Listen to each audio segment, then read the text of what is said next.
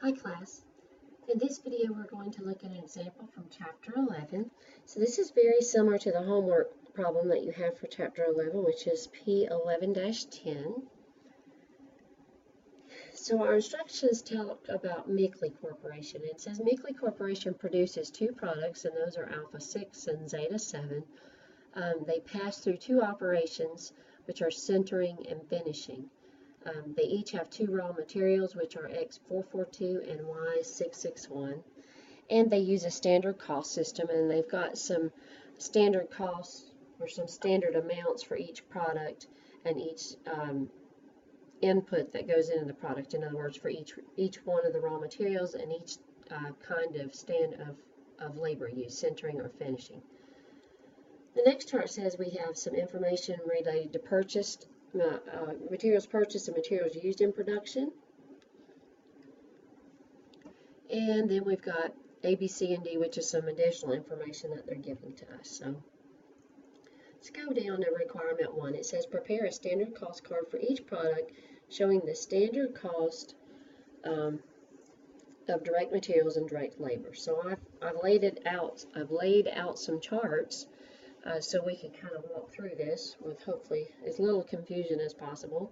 I apologize for the scrolling, but we're going to have to kind of go up and down to find these amounts. But basically, all of these amounts are given in the instructions for the most part. So our standard quantity or standard hours, and it's got two different, it calls it quantity for the materials, it would be hours for the direct labor. And then in the second set of columns, we've got standard price or rate. The price would be for materials, the rate would be for labor. So just different terminology, but we're basically talking about units used and unit cost.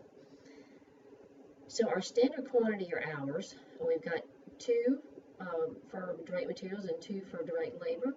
So we're going to go up here. And it looks like chart 1 has all of our standards for each product on a per unit basis, which is what we need. So we've got direct material X442, and it says raw materials used in that for Alpha 6 is 2.5 kilos. So we're going to come down here and do 2.5 kilos. The one thing I forgot to point out, there's actually two sections in requirement 1. So with the first chart, we're working with only stuff related to producing Alpha 6. All right, so we need direct material Y661 for Alpha 6. So we're going to go straight across. It's 2.5 liters here.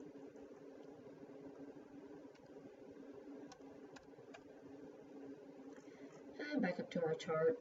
We need direct labor for sintering and direct labor for finishing. So we've got 0.2 hours for sintering and 0.8 hours for finishing. So we're going to come down here and put those in. And then we need our standard price or standard rate. So we're back up here to our chart.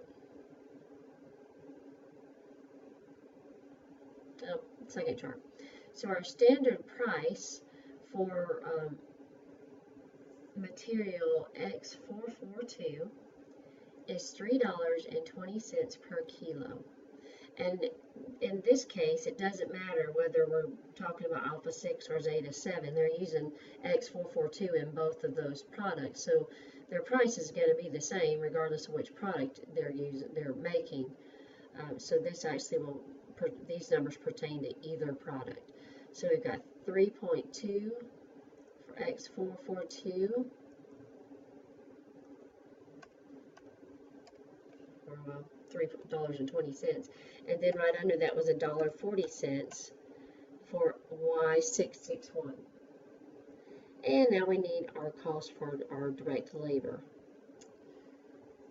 And let's see, that's actually not in a chart. They gave us that amount in B. So it says the standard labor rate is $23 per hour in sintering and $22 per hour in finishing. So that's item B. We're going to bring those down, $23 and $22. And then I kind of cheated. I have some formulas in here, so these calculated automatically. But basically, all I did was multiply the quantity times the price to get a standard cost. So for direct materials, if each Alpha 6 takes 2.5 kilos of direct materials, and each of those kilos at a standard costs $3.20, then our total cost for X442 for Alpha 6 is $8. And that will work the same all the way down. I just multiplied across. And then down here, in the yellow, I totaled all those costs to get the total standard cost for each product. And so now I'm going to go to Zeta 7 and go through exactly the same process. So our direct materials, we're looking at our quantity or hours, and so we're back up here to the chart. It's like for our raw materials, we need 4.5 kilos of the X quantity and 4 liters of the Y quantity. The Y material. So we've got 4.5 down here, and then the next one was 4 liters. And then our direct labor hours, our standard labor, our direct labor hours. Looking in the wrong place. Up here, 0.4 and 1.2 hours. So same chart, just we're working with the Zeta 7 now. So there's our 0.4 and our 1.2. And then we're going to work with our standard price or standard rate. And here's a hint. If you need the same materials and the same category of labor in one product as the other, then the prices should all be the same. So I'm not going to scroll back and forth, but if you want to explore that, you can on your own, but the prices are all going to be what they were for the Alpha 6. And I've got, again, it's set so it will multiply across. So we've got individual categories. Like the first one, direct materials, is just the 4.5 kilos times the $3.20 per kilo, gives us $14.40. Do that all the way down, and then total, and you've got $55.60 in standard cost for Zeta 7. So that's requirement 1. Requirement 2 says compute the materials price and quantity variances for each material. So we're going to compute 2 variances for each material. One's going to have to do with the quantity, and one has to do with the price. So again, I've got some calculations kind of laid out here. So we're going to do our quantity variance first. So we're looking at material X442. So to do this calculation, the first thing you have to do is calculate the standard quantity allowed, because that's not something that the instructions gave us. So we have to figure out what's the standard quantity allowed for producing the alpha product and what's the standard quantity for producing the zeta product. So to do that, we are going to use our charts that we just filled out. We had a standard quantity in these charts, so we're going to take that standard quantity and let's look at material X442 to start with. So that was 2.5 kilos per unit. And then we got to go back up here to the instructions, and it says in item D, production during May was 2,400 alpha 6s and 1,000 zeta 7s. So we actually need those actual production amounts to calculate these variances, so the standard quantity allowed. So I put my formulas over here just so you could see what I was doing. The 2.5 kilos comes from this chart, and then the 2,400, remembering from the instructions, that's how many we manufactured. So if we do 2.5 kilos times 2,400 units, gives us a standard quantity allowed of 6,000 units. 6,000 kilos. And then we're going to do the same thing with the production of Zeta 7. We're still working with the X material. So if you come up here, we're working with the material X442, and this is the Zeta 7 chart. So our 4.5 kilos per unit is the standard quantity allowed. And then up here in our instructions, remember, we only manufactured 1,000 of zetas. So this is the formula. So it's 4.5 kilos from our chart, from our requirement 1, times 1,000 units that we manufactured gives us 4,500 kilo. Oops, I think, yeah, that's right. 4,500 kilos. So in total, our standard quantity allowed would be 10,500 kilos. Same process, except for we're going to work with material Y661. So, and it's measured in liters rather than kilos. So our production of alpha 6, if you go back up here to your chart, your standard cost for Y661 was 2.5 liters. And for alpha products, we manufactured 2,400. So the amounts that we manufactured for alpha and zeta didn't change. One was 2,400, the other one was 1,000. So our 2.5 liters times 2,400 units means that we need 6,000 liters of, or that's a standard quantity for material Y661. And then our production of zeta, in terms of using Y661, comes again from this chart. We need 4 liters in standard quantity to do zeta, so there's our 4 liters. And we only manufactured 1,000 of those, so 4 times 1,000 would be 4,000 liters. So you have to do that part in order to then calculate your variances. And we're going to calculate 2 variances for each material. We're going to do the quantity variance and the price variance. So I've got your formulas here. The formulas for any of these variances should be in your book, so I would suggest either keeping a list of them or highlighting or marking them in your book just so you have them for reference, because as long as you can figure out which formula they use, you can calculate these easily. So our materials quantity variance, this is the formula, is our standard price, and we're going to multiply that by the actual quantity minus the standard quantity. So I'm going to kind of put my numbers down here so you can see what I'm doing. So we need the standard price, and we're working with material X442.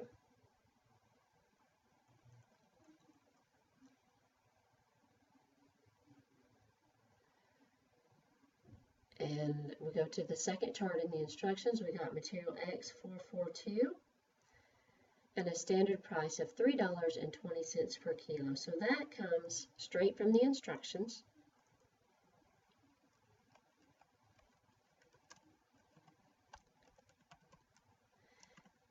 And we're going to multiply that by the actual quantity minus the standard quantity. So our actual quantity, I believe, was given in the instructions.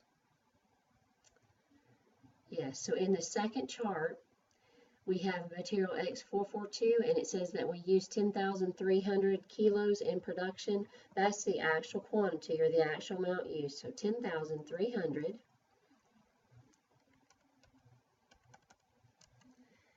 And we're going to subtract from that the standard quantity, which is what we just calculated. And we're with material, this was in requirement, the top part of requirement 2. So material X442, our standard quantity was the total that we needed in production for alpha and zeta. So that's 10,500 kilos.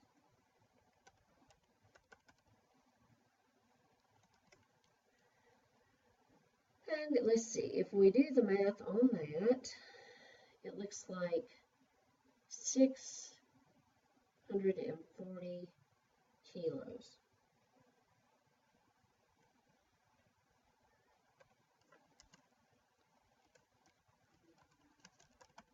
Whoops, not dollars.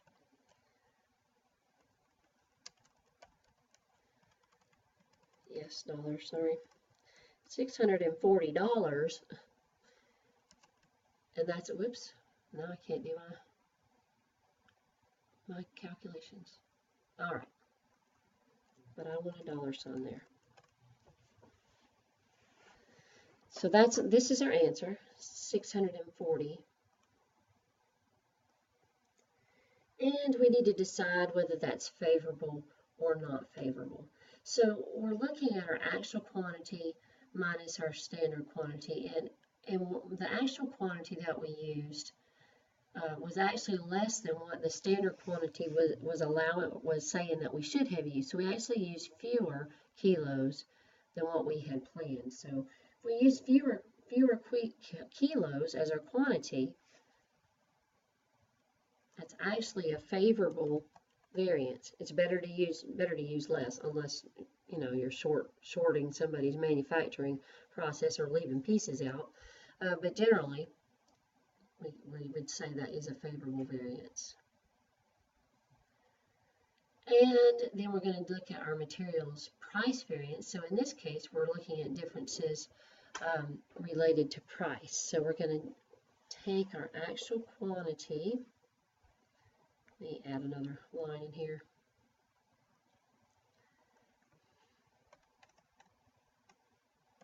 And take our actual quantity and multiply that by our actual price less our standard price. So our actual quantity, excuse me, was, let's see,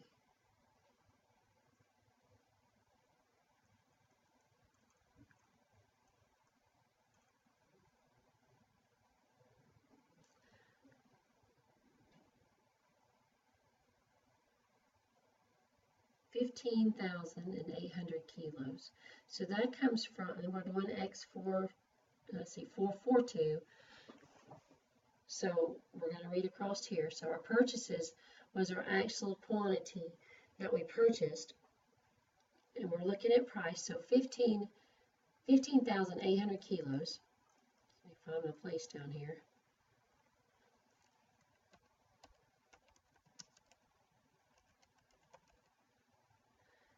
And we're going to multiply that by our actual price less our standard price.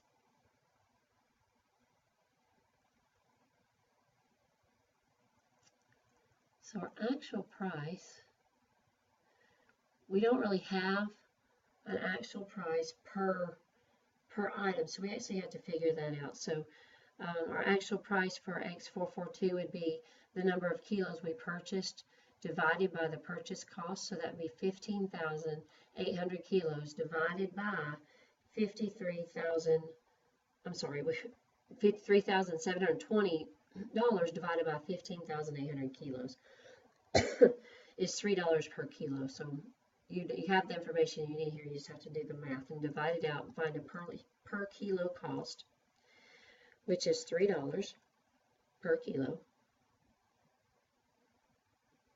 Oops, $3.40 per kilo, sorry. I'm learning to do math here. And we're going to subtract out our standard price. And I think that was in one of these charts up here.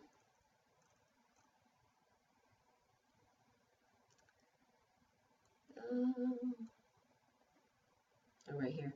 X442, our standard price was $3.20 per kilo.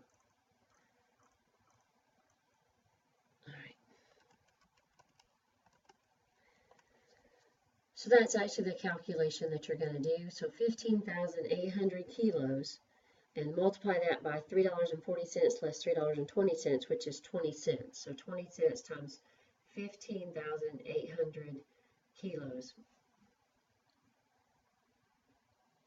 would give you $3,160. And that's our answer, and we have to decide whether it's favorable or unfavorable. So in this case, we actually paid more for this material than what we had set as our standard cost. We thought we were going to pay $3.20, and we actually ended up paying $3.40. So that's not a good thing. So that $3,160 variance is going to be an unfavorable variance. All right, now we're going to go through the exact same process with the other material. So this is material Y661. And let's see. Same formulas that we're going to use. And that should be an equal. Our standard price is way up here. For Y661 is $1.40 per liter.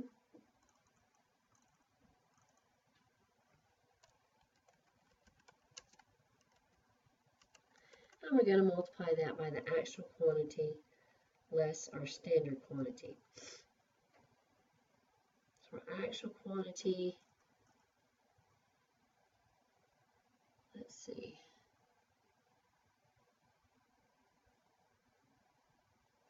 Actual quantity was 14,800 liters that we actually used in production. Oops. 14,800.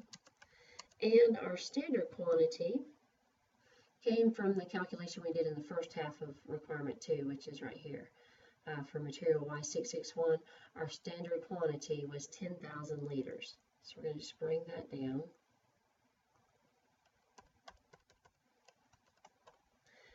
So if we do that calculation, would be $1.40 times 4,800 liters, which would give us $6,720 variance.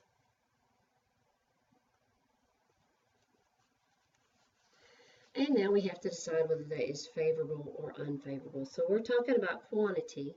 Our standard quantity was 10,000. Our actual quantity was 14,800. So we used quite a bit more of material Y661 than we expected to use. So we used more. That's not a good thing because we have evened out or taken away the effects of price in this calculation. We're just looking at the quantity that we use. So the $6,720 is an unfavorable variance. And now we're going to do the same thing, but well, mostly the same thing. We're going to do the same process by and calculate the price variance. So we've got actual quantity, and we're going to multiply that by the actual price less the standard price. So our actual quantity, let's see,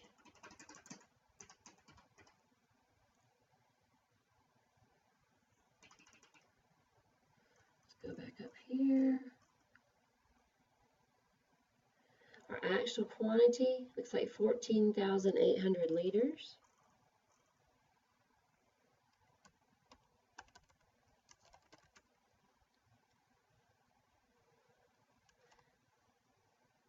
And we're going to multiply that by the actual price less the standard price. So we've got our actual price somewhere way up here.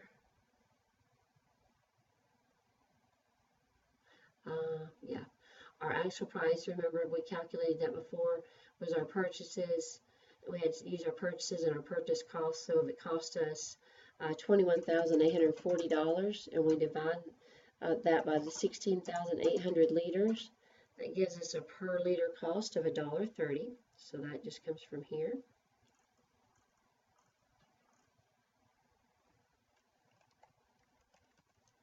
And we're going to subtract out the standard price, and that was actually it's in the instructions. It's also here in this other chart that we filled out. So for direct material Y661 is $1.40 per liter.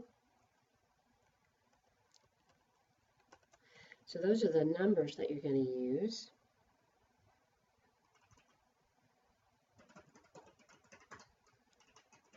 And let's see.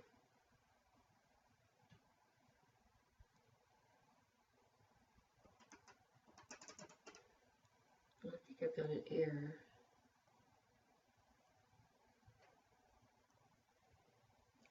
All right. There was an error in my print off about the instructions, so I just want to make sure I had that right. So yes, materials price variance would be the actual quantity multiplied by 10 cents, which is the difference between your actual price less the standard price.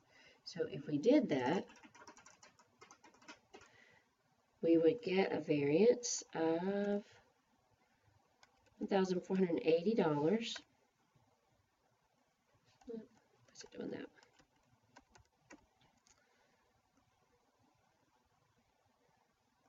and we have to decide whether it's favorable, unfavorable, or it could be neither. So in this case, we actually had an actual price that was less than what we expected or what was our standard price. So I always like it when we save money. So that is actually a favorable variance. And that's requirement 2. So let's look at requirement 3. It says compute the labor rate and efficiency variances for each operation. Indicate whether the variance is favorable, unfavorable, or neither. So again, I've got a couple charts that we're going to fill out. We're going to calculate the standard quantity allowed first. So the process is very much the same as requirement 2. We're just working with labor. So we're going to work with centering and then with finishing and figure out the standard quantity allowed. So we're working with centering and the production of alpha 6. So the standard quantity allowed, we've got amounts up here. 0.2 hours to do the alpha product and 0.4 hours to do the zeta product. So for each product they manufacture, it should take 0.2 hours in centering for the alpha product, 0.4 hours in centering for the zeta product. So we're going to take these down here, way down here. All right, so for alpha, it should be 0.2 hours, and multiply that by the number of products that were manufactured. And for alpha, that was 2,400. For zeta, it was 1,000. So, and that just came from the instructions. And I keep doing a plus instead of an equal there. And then the next one, same process, same chart area in the chart. This one was 0.4 hours. And instead of manufacturing 2,400 units of the zeta product, we only manufactured 1,000. So this is our formulas that we're going to fill in here. So 0.2 times 2,400 is 480. And that should be hours. And 0.4 hours times 1,000 is 400 hours. And if we total those up, 880 hours would be our standard quantity allowed for centering. Oops. And here we go with our finishing. Same process. Going to come all the way back up here to our instructions. Except for now we're looking at the last column, so this is finishing. So for alpha, it was 0.8 hours, and for zeta, 1.2 hours.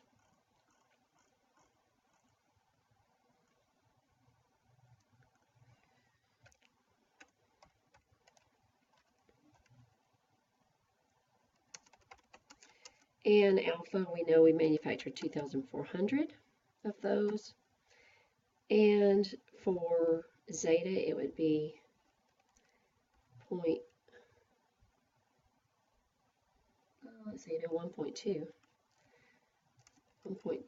hours multiplied by 1,000 units. So we do 0.8 hours times 2,400 units is 1,920 hours. And 1.2 hours times 1,000 is 1,200 hours. I'm going to add those up. Gives us 3,120 hours for finishing, and those are all hours. So after we calculate our standard quantity allowed, we can do our variances. So direct labor variance for centering, and then a labor rate variance for centering, and then we're going to do finishing. So again, I've got our formulas here. They're the same formulas, except for I've replaced the Q's, which was quantity, with H's, which are hours.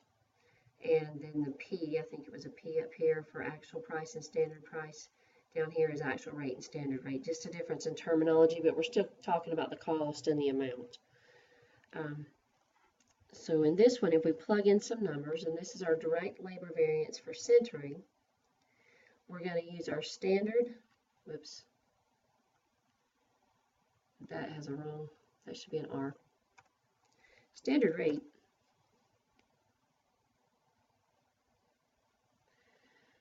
We're going to multiply that times the actual hours used less the standard hours used. So that would be our standard rate, which came from the instructions up here somewhere.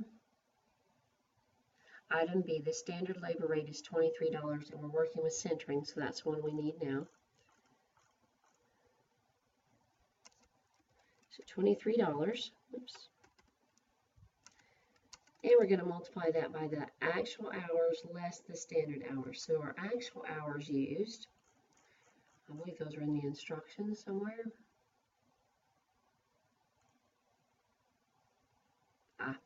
Item C. It says during May, $1,380 direct labor hours were used to work in centering, and 3,030 direct labor hours were working in finishing. So we'll need that 3,030 hours when we get to the finishing process or calculations. But at this point, we need the 1,380 hours that we used.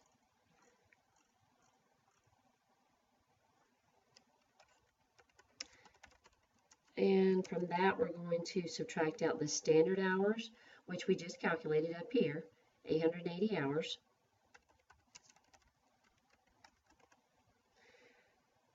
And if we do the calculations on that, we'll get $23. Let's see, I lost my place. $23 times 1380 minus 880 is $500, or 500 hours. So 500 hours times $23 an hour gives us 11,500, and that's our variance.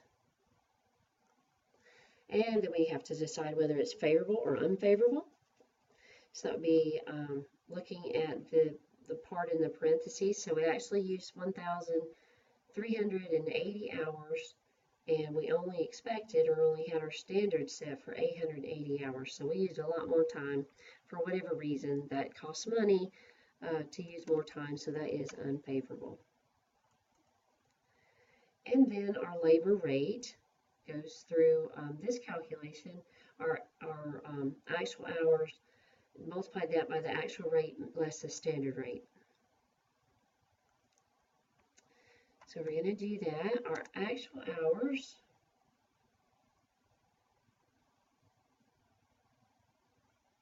and that actually comes from all the way up here in the instructions, and we just used that amount, so it should be familiar with you.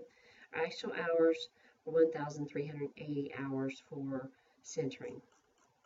So all the way back down here, 1,380 hours. And we're going to multiply that by our actual rate less our standard rate. So our actual rate, let's see.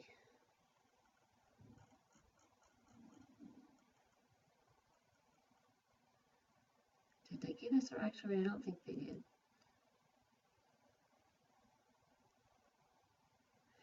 Okay, so we have to calculate our actual rate. They don't actually give us the actual rate. Now we have a standard rate, which is in item B.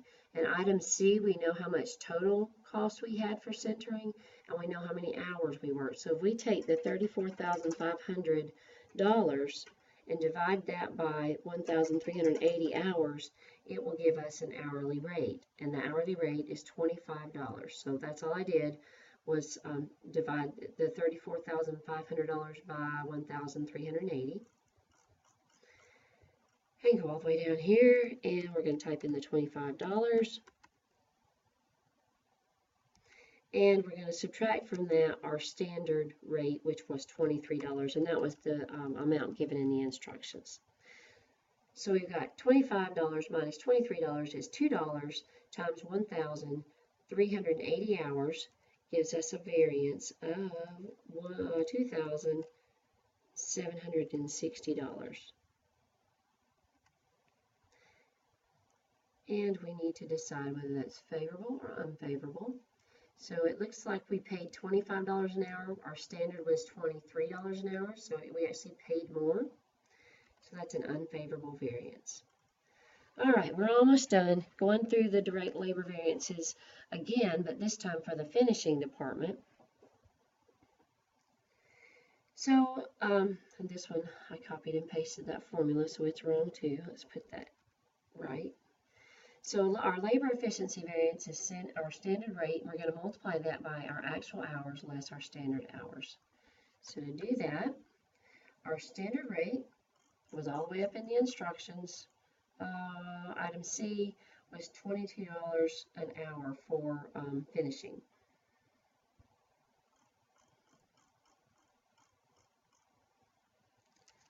If nothing else, you'll know how to scroll up and down in an Excel spreadsheet by the time we finish this.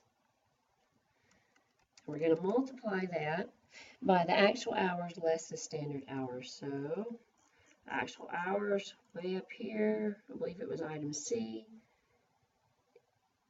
It says we worked 3,030 hours in finishing. So that's the amount. We're going to take that 3,030 hours. And we're going to subtract out our standard hours, which we just calculated up here, 3,120 hours. That was in the first part of this problem. So if you take the 3,030 hours less the 3,120 hours, and that's a 90-hour difference, and we take the 90 hours times $22 an hour, we get a variance of $1,980.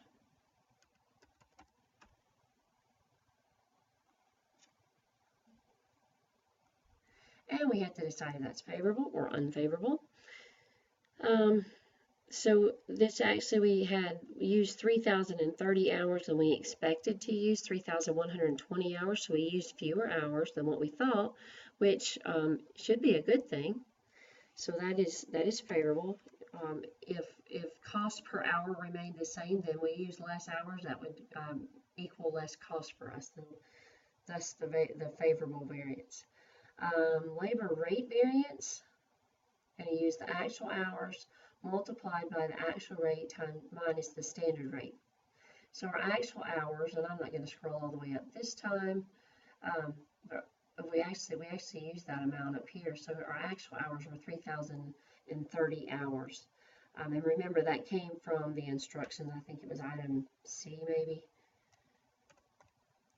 So this would be 3,030 hours.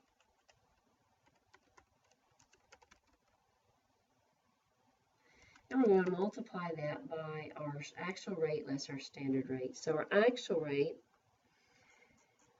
we haven't calculated that one yet, and we actually will have to calculate that. So we know in item C, we used 3,030 direct labor hours, and we know how much they cost. It was $72,720, but we don't have a per hour rate. So we're going to take the $72,720 and divide it by $3,030. And if we do that, we get an actual cost of $24 per hour.